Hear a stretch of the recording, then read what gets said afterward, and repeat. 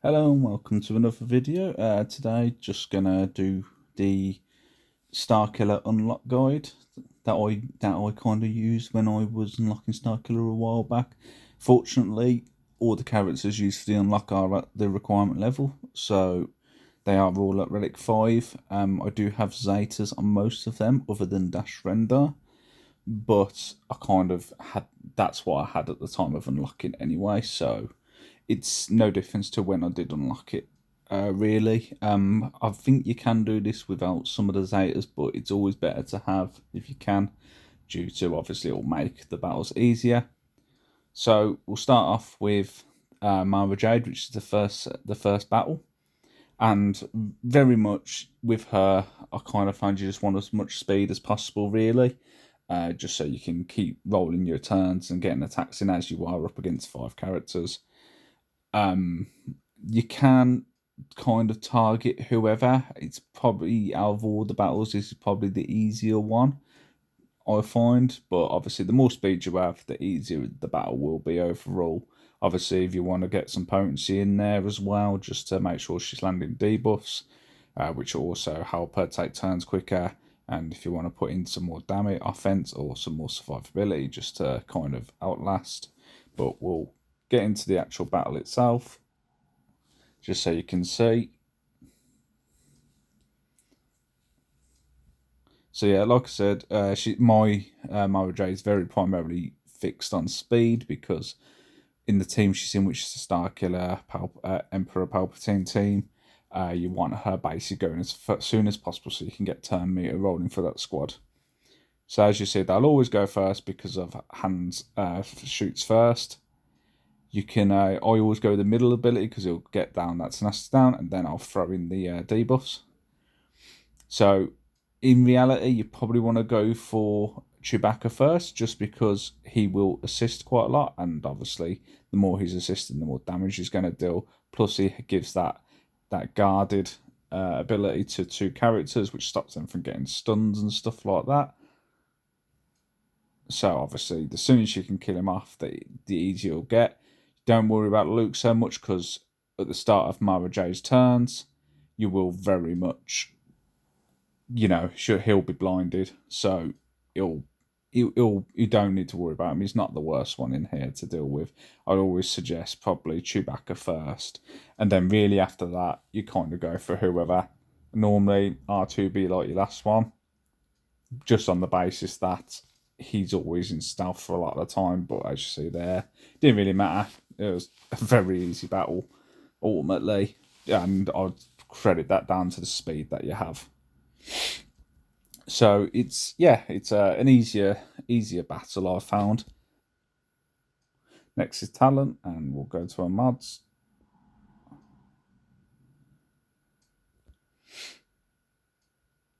Let's just bear with.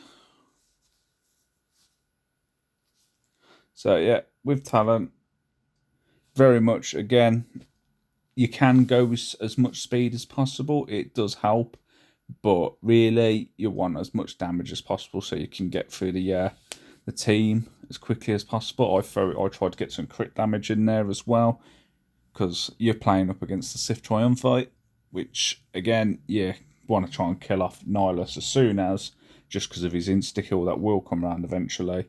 But I kind of found a bit of speed, a bit of kind of offense, and the critical chance or crit damage will always help you out. But yeah, again, with her, I think you can easily do this without a Zeta, but again, it's always good to have them because they are useful also for the teams that they go into. As with Starkiller, with the Starkiller event, it is quite good in the fact that the characters you do are all useful characters, I found, and they all have a place somewhere. But yeah, very much like I say, you really want to kind of go for Nihilus a bit more. I did target off Scion, just because he does start taunting you anyway. So I thought I'll get him out the way. Obviously, you can just straight up go for Nihilus, but as you see there, I just go for Scion just because I knew he was going to get the taunt off, because I don't have tons of tenacity, and because of my damage and my crit damage, I can kind of go through these quite quickly. As you see, like the amount of damage I can put down makes it easy. Trier, you kind of go last with him, with her, because of all she's doing really is putting isolate down, and she can do a tiny. She can do a bit of damage with a lightsaber throw, but it's not like Nihilus and Scion, who can both deal quite a lot. But yeah, you can really, as long as you target Scion or Nihilus first, it makes it easier. You're just making sure they're the ones you are going for, really. It's better, like I say, if you can get Nihilus out quick, then go for Nihilus. But if not, Scion is likely going to cause you to target him anyway. So, like I did, because I did find that he was kind of putting down his taunt on me because of his unique. But so I kind of focused him a bit more. Next up, Dash Rendar. Again, if you want to, you can go for a lot of speed. I didn't particularly. I kind of tried to get him a bit more protection, a bit more damage, a bit more kind of like potency and stuff. It's not necessary. I'll be honest, these are the mods I currently have on him. So, and I still managed to beat this, but looking at how they played out, you'll see that survivability is probably the best way because the enemies aren't particularly strong and they just hit harder. So again, we'll go into the battle. So you can see, don't have any Zetas on him. Obviously, if you put Zetas on him, probably will help with your battle. But again, I didn't find this particularly difficult. With my kind of non-really changed up mods, with just kind of standard mod set with him. But as you see, they're quite weak enemies. You know, first set AoE clears them off, and it's very much just going through and beating these droids. So really, you want to just kind of basic third ability for the most part, but you see the amount of damage they can put down. Yeah, as you see right there, but only use that AoE really for when you get two of them. Like so. So you do it there, and then, as you say, only one comes up. So now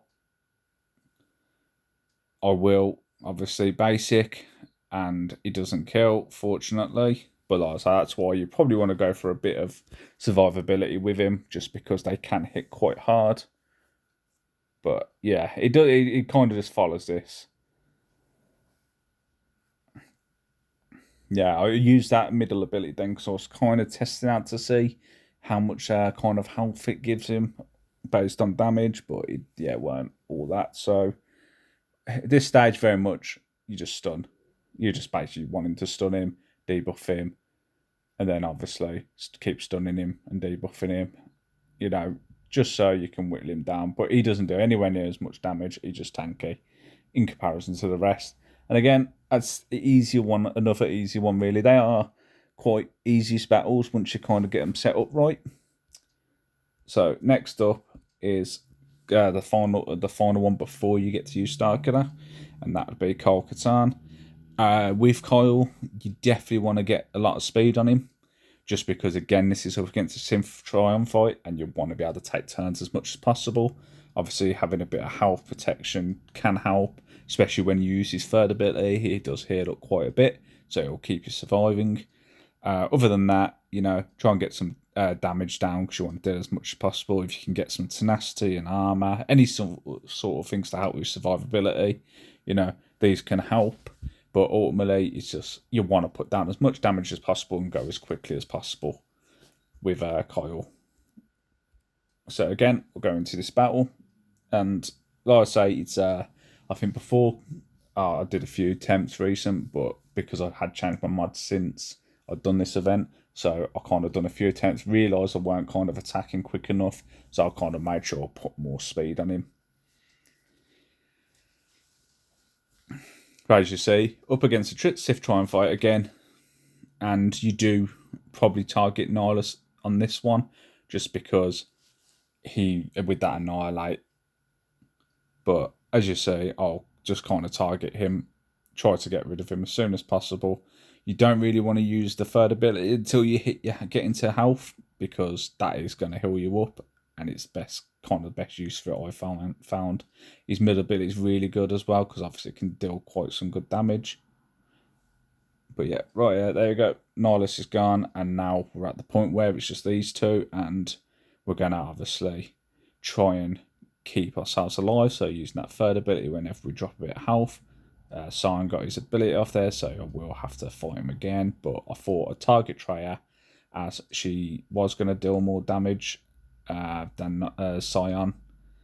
But obviously now Sion's in his kind of unique stage where he gets an extra life. He does deal more damage when you have pain. I think it's pain. It's called on you.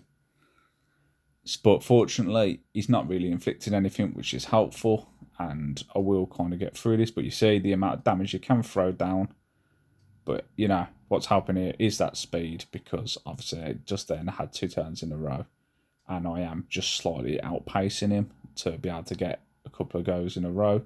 And like that, you see, getting a fair bit of health recovery, which kind of carries me through this fight in the end. So, yeah, I would say speed is very important for Kyle. To be honest, more than anything, and obviously some damage. And finally, last stage is just using Starkiller himself. So you'll be loaned him, so obviously no mod setups or anything. It's just very much what they give you. It's a simple battle. I'll say for a character I think is a very good character. Starkiller is brilliant, but the actual battles are very easy considering.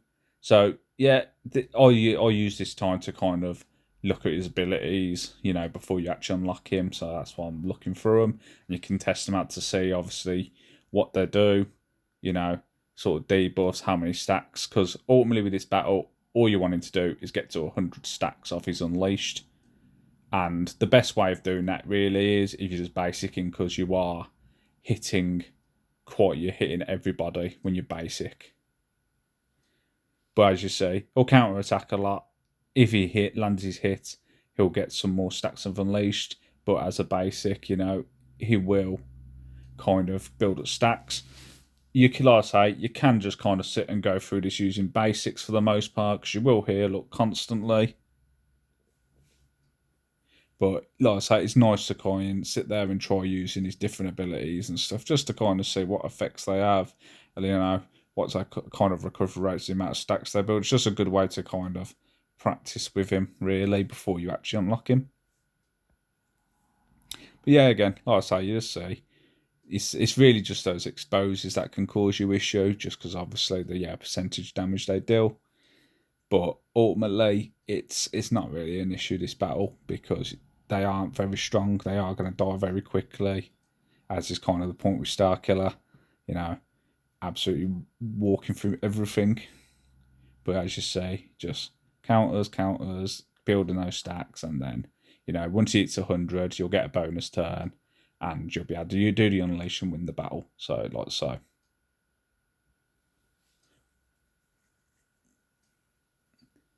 And yeah, probably the coolest move in the game, I think, as well, is that when he uses his when he pulls the ship down.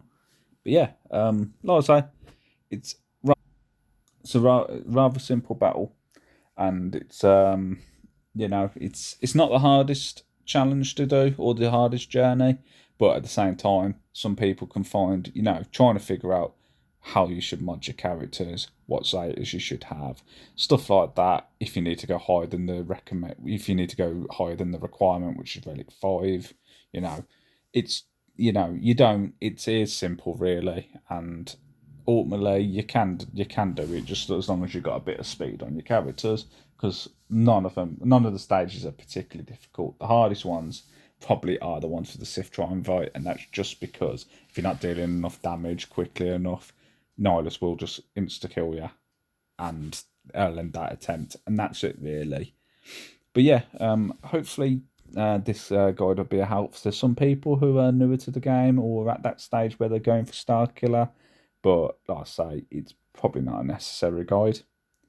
But I thought I'd post one anyway, just so, you know, it's a bit extra help out there for some people. So thank you for watching, and I'll see you soon. Bye.